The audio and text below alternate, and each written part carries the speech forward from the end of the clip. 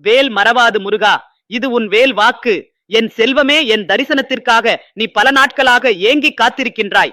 உன்னுடைய கஷ்டமான நேரங்களில் எல்லாம் உனக்கு கூடவே துணையாக நான் இருந்திருக்கின்றேன். ஆனால் உன்னால் என்னை காண முடியவில்லை. கொஞ்ச நேரம் ஒதுக்கி உன் மனதில் என்னை தியானித்துப் பார். முதலில் நான் உன்னிடம் பேசுவேன். பிறகு சில நாட்கள் கழித்து நீ என்னை நிச்சயமாக காண முடியும். கந்தமலையின் ஆதார சக்தியே உண்மை. மற்றபடி நிரந்தரமில்லாத இந்த மாய உலகங்கள் எல்லாம் என்னால் படைக்கப்பட்டு இந்த உலகத்தில் தொங்கவிடப்பட்டுள்ளதன் காரணம் நாம் இறைவனை படிப்படியாக அறியும் பொருட்டே. இந்த உலகங்களில் பல்வேறு உயிரினங்கள் படைக்கப்பட்டு அவர்கள் செய்யும் ஒவ்வொரு செயலும் இவ்வுலகில் பதிவு செய்யப்பட்டு அதற்கேற்றவாறு அவை ஒவ்வொரு பிறவியிலும் பல்வேறுபட்ட உருவங்களோடு பிறந்து அவரவர்கள் வினைகளை அனுபவித்து என்னை உணர்ந்தவுடன் என்னோடு இணைக்கப்படுவர். அதனால் இப்பொழுதுள்ள நம் உடம்பு மட்டுமே நம்முடையதும் நம்மை சேர்ந்தவர்களுடையதுமாக எப்போதும் இருப்பது கிடையாது. இந்த பிறவியில் நம்மோடு இருப்பவர்கள் அடுத்த பிறவியில் வெவ்வேறு இடங்களில் கூட வெவ்வேறு நபர்களோடு கூட இருப்பார்கள். இதை உணராதவர்கள் ஒவ்வொரு கெட்ட வினைகளுக்கும் பதில் வினைகளை செய்யாமல் இருக்க தெரியாமல், பொறுத்திருக்க தெரியாமல், உடனே பதில் வினைகளை யோசிக்காமல் செய்து பாவ மூட்டைகளை அதிகரித்து ஒரு குறிப்பிட்ட காலத்திற்கு பிறகு இந்த உலகங்களோடு சேர்ந்து அழிக்கப்பட்டு விடுவர். உலகத்தில் எதன் மீதும் அதிக ஆசை வைக்காதே. எதுவும் நிரந்தரம் இல்லை. இருக்கும் வரை, நமக்கு கிடைக்கும் வரை அதை அனுபவிக்க வேண்டும். பணிந்து போக தெரிந்து கொள், தவறு இல்லை. உனக்கு கொடுக்கப்பட்டுள்ள உறவுகள் மீது அதிக பற்று வைக்காமல் என்னிடம் நம்மை போலவே அவர்களையும் சேர்த்து வைக்க சிறு வயதிலிருந்தே பயிற்சி கொடு. அப்பொழுது நீயும் உன்னை சேர்ந்தவர்களும் என்னோடு விரைவில் ஐக்கியமாகி விடலாம். அப்படி முடியவில்லை என்றாலும் உன் வேண்டுதலால், உன் பொறுமை நம்பிக்கையால், எதிரிகளுக்கும் விட்டு கொடுக்கும் தன்மையால் ஒரு நாள் நிச்சயம் விடியும். உனக்கு தேவையானதெல்லாம் உன் வீடு தேடி தானே வந்தடையும்.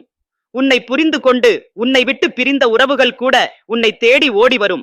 இரவும் பகலும் எப்போதெல்லாம் நேரம் கிடைக்கிறதோ, எவன் ஒருவன் என்னை பற்றி நினைத்து வருகிறானோ அவன் வேல் விளக்கும் ஒளியும் போல், கந்தமலை சீலையும் போல், மயில் இறகும் சுவாமி மாலையும் போல் என்னோடு முழுமையாக இணைகின்றான். அப்படிப்பட்டவன் எதற்குமே பயப்பட வேண்டிய தேவையில்லை.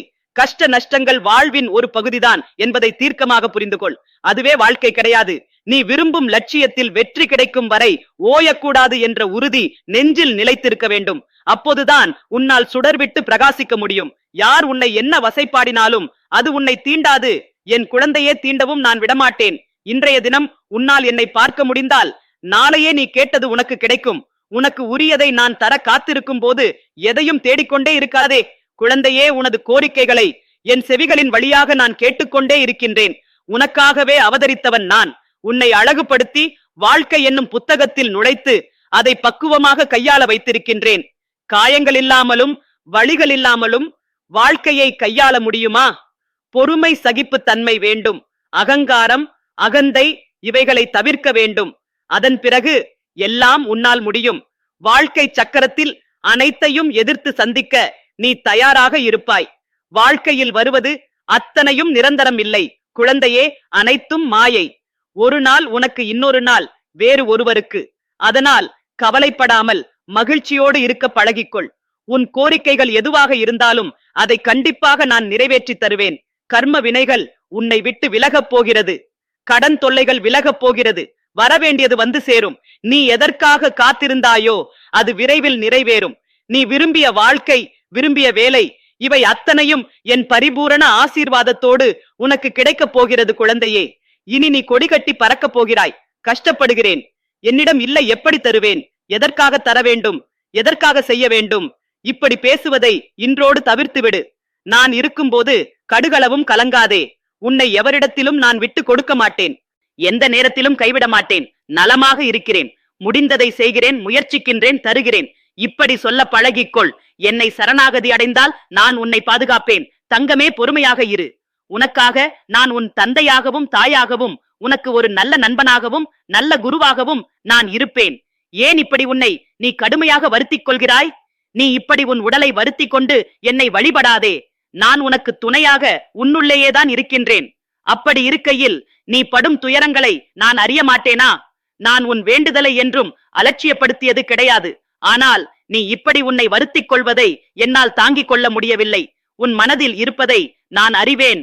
உன்னை சூழ்ந்துள்ள துயரங்களில் இருந்து தப்பிப்பது எப்படி என யோசித்து தூக்கம் வராமல் தவிக்கின்றாய்.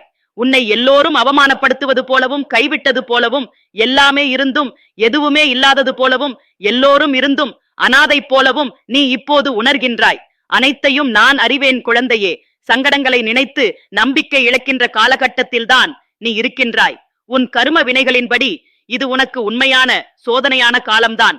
நான் இல்லை என்று கூறவில்லை. ஆனால் உன் கரும வினைகளை களைந்து அதை உனக்கு சாதனை காலமாக மாற்றத்தான் நான் இங்கு போராடி கொண்டிருக்கிறேன்.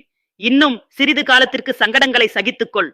உன் நம்பிக்கை என்னும் சக்தியை ஒன்று திரட்டி உன் துயரங்களை கண்டு அஞ்சாமல் போராடு.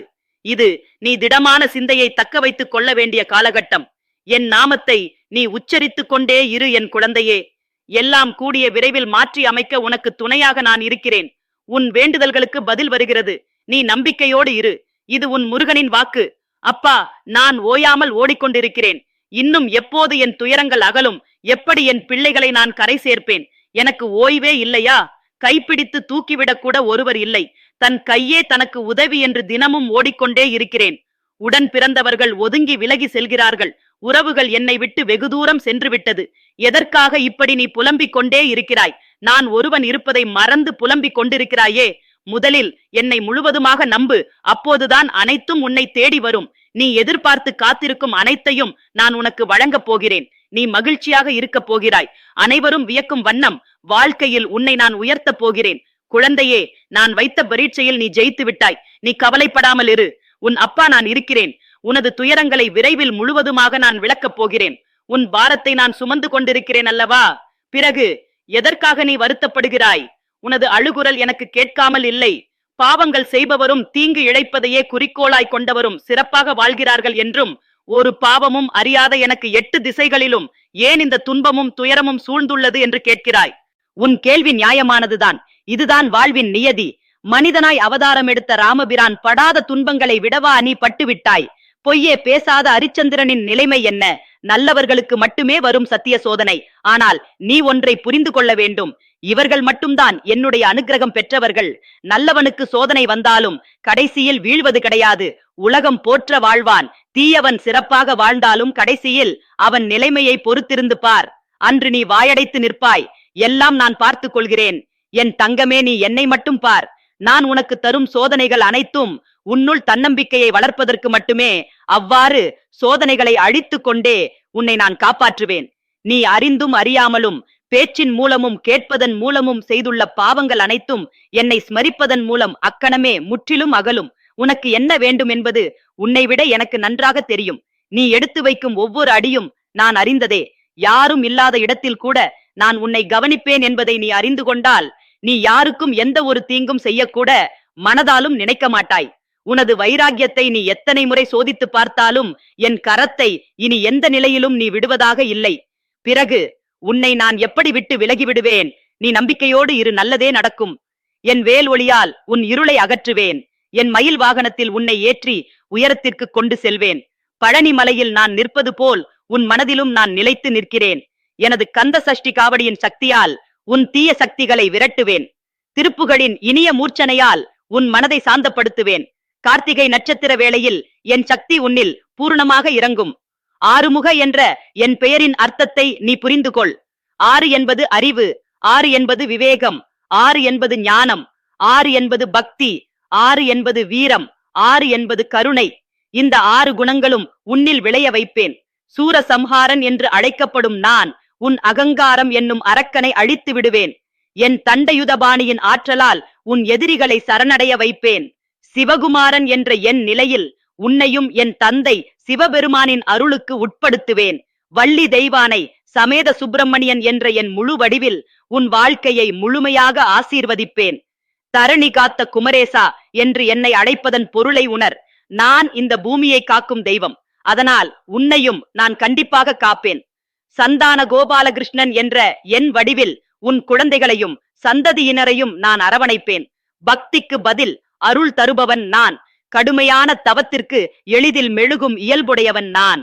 எனவே உன் தவத்தை நான் கண்டிப்பாக ஏற்றுக்கொள்வேன். என் அடியார்களின் துன்பம் என் துன்பம், என் அடியார்களின் இன்பம் என் இன்பம். நீ அவசரப்படாதே, எல்லாமே அதன் காலத்தில் கிடைக்கும். என் வேலாயுதத்தின் கூர்மையால் உன் கஷ்டங்களை குத்தி குடைந்து வெளியேற்றுவேன். என் ஞானவேலின் ஒளியால் உன் அவிவேக இருளை அகற்றுவேன். திருவாவடுதுறை முதல் பழனி வரை என் 6 படை வீடுகளில் நான் வாசம் செய்வது உன்னை 6 திசையிலும் பாதுகாக்கவே. ஸ்கந்த புராணத்தில் சொல்லப்பட்ட என் மகிமைகள் அனைத்தும் உன் வாழ்க்கையில் வெளிப்படும். உன் வீட்டில் என் படம் இருந்தால் மட்டும் போதும், நான் அங்கே வாசம் செய்கின்றேன். விபூதி, குங்கும், கஸ்தூரி, சந்தனம் எதுவோ ஒன்றை என் மீது பூசி என்னை வழிபட்டால் போதும். அதிகாலையில் என் நாமத்தை ஒருமுறை சொன்னால் கூட அன்று முழுவதும் உன் காப்பாளன் நான். என் கோயிலுக்கு வர முடியாவிட்டாலும் மனதால் என்னை நினைத்தால் போதும், நான் உன் அருகில் வருவேன்.